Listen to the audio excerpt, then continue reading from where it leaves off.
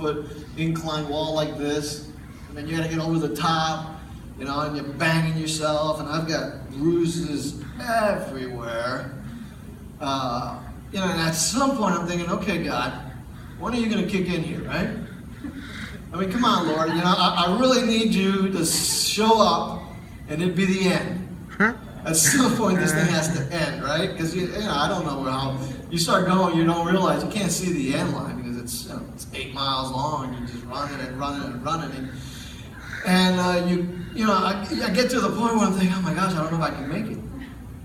You know, we started really slowing down, and especially after a couple of bang-ups, you know, and then running again on the beach, on the sand.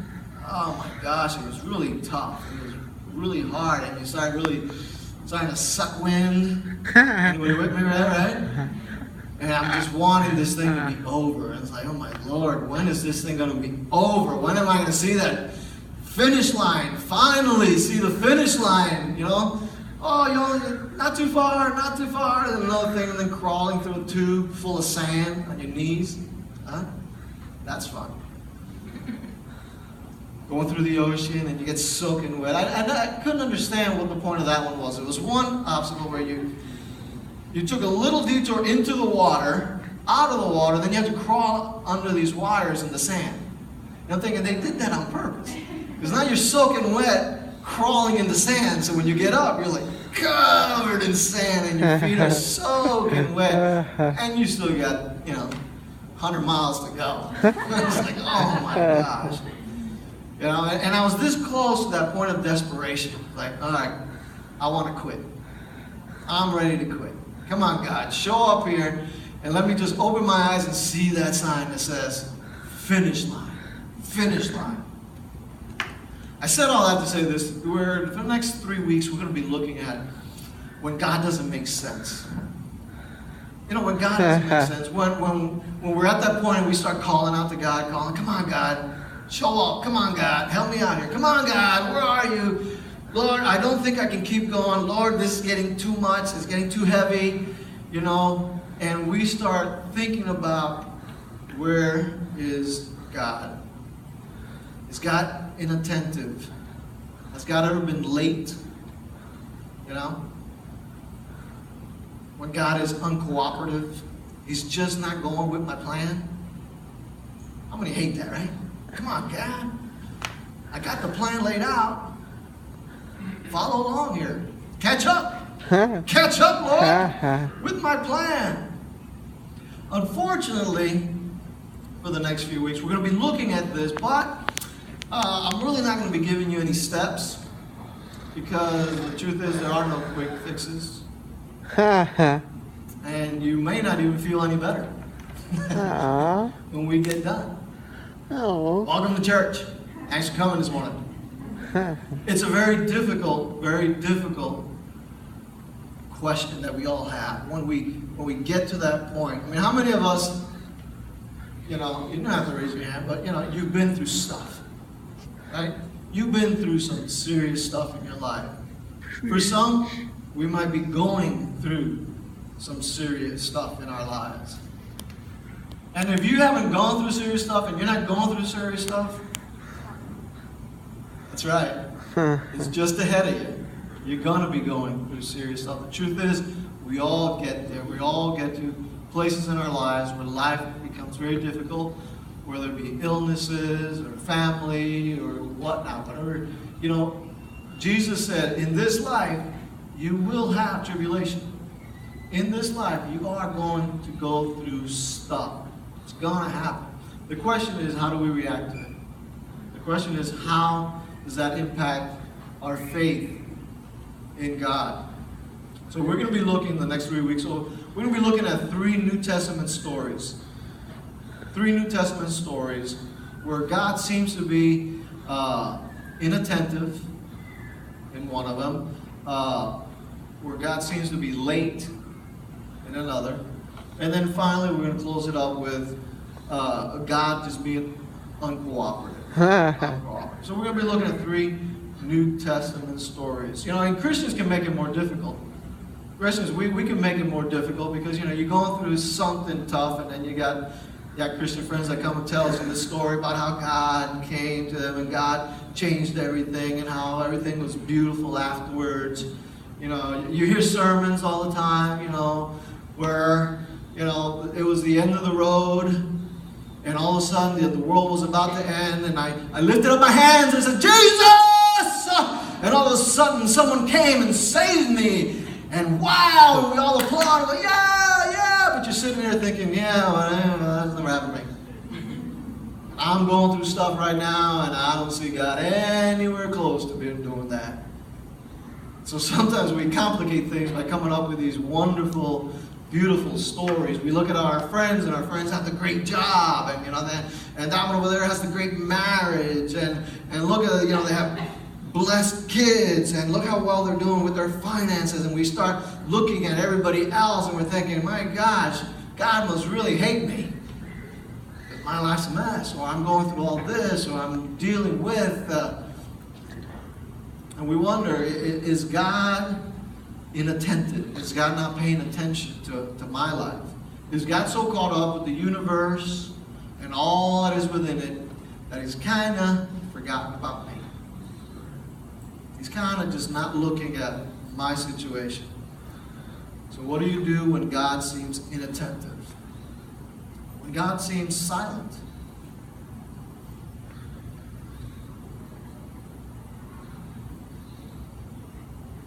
When you've been praying and praying and nothing's changed.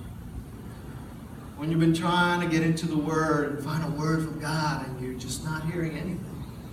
You're reading the Word and close the book and you're like, there's no answer here. God, where are you? Why are you so silent?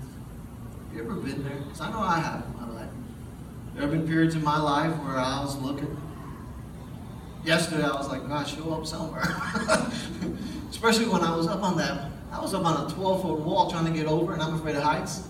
And I was like sliding. I'm thinking, if I fall from here, I'm definitely not preaching tomorrow. I'm going to be in trouble. I wonder, have you been there? Are you just hanging on for dear life, realizing that any second now this whole thing can explode? You're wondering, Lord, are you watching? I was up there.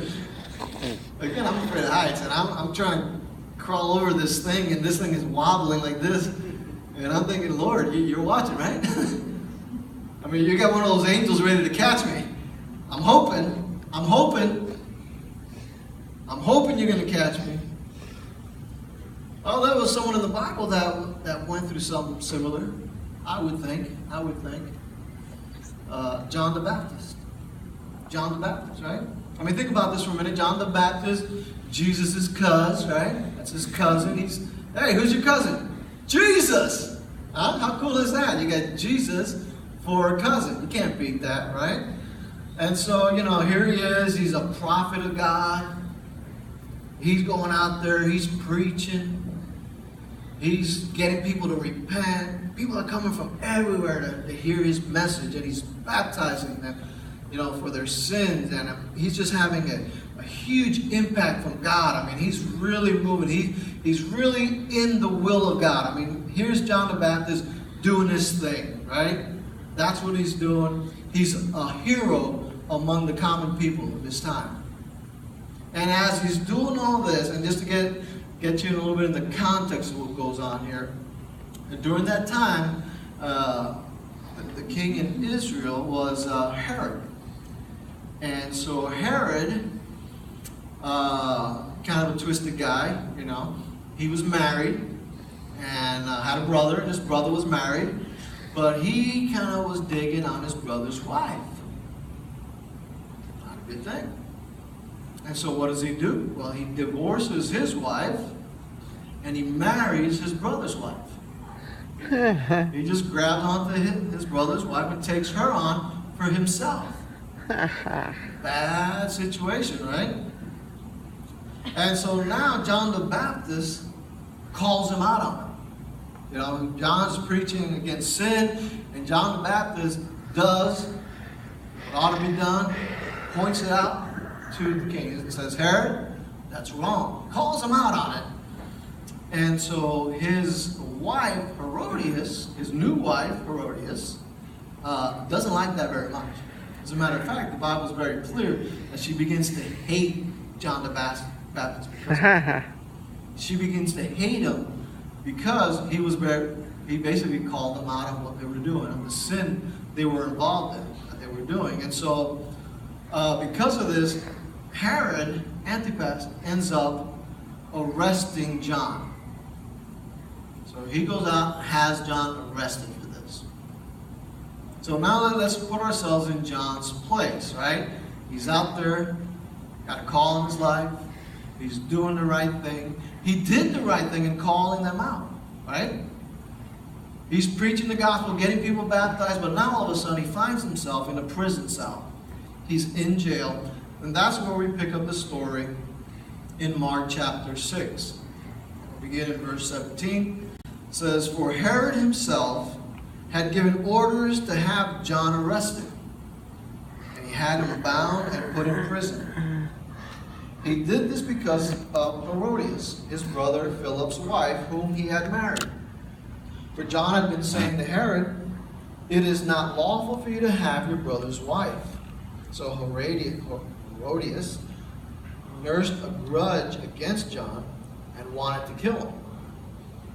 She was not able to because Herod feared John and protected him, knowing him to be a righteous and holy man." And so Herod was willing to get him arrested, but he wasn't going to have him killed because he knew this was a righteous man. He knew John was really, doing the right thing, saying the right thing. I guess Herod understood his own sin. You ever been there? You're doing the wrong thing. Someone calls you out on it, makes you angry. You get defensive, but in your heart, you know they're right and I'm wrong. And that's where Herod was. He wasn't going to allow it, but at the same time, he understood. Hey, the man's right. The man's right. So John is there, faithfully serving God. And now the announced arrival of Jesus. I mean, think about it. Here's the guy who took second place, who in the middle of his ministry, right? Jesus comes and he says, "Hey, baptize Jesus," though he says, "You ought to be baptizing me. I'm not even worthy of tying your shoelaces." Everyone who came to John pointed to Jesus. John kept saying, "Look, don't follow me. I'm just preparing a way.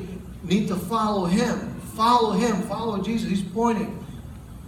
But he's arrested, put in prison for doing what was right. For standing up for Christ. For standing up for Christ. John was arrested. So obviously, Jesus is going to show up for him, right? Obviously, Jesus is going to save the day. Let me ask you this. How many of you think that John stayed strong in the faith? Okay, let's take a survey. How many think John stayed strong in his faith? Raise your hand. How many think he struggled and wavered?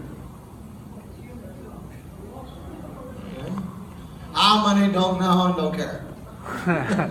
The rest of you, right? Well, the truth is that John was human. Like most of us here. John was human. And he did have second thoughts about Jesus. He started having second thoughts. He started doubting the whole thing because, hey, here I am. I'm serving God.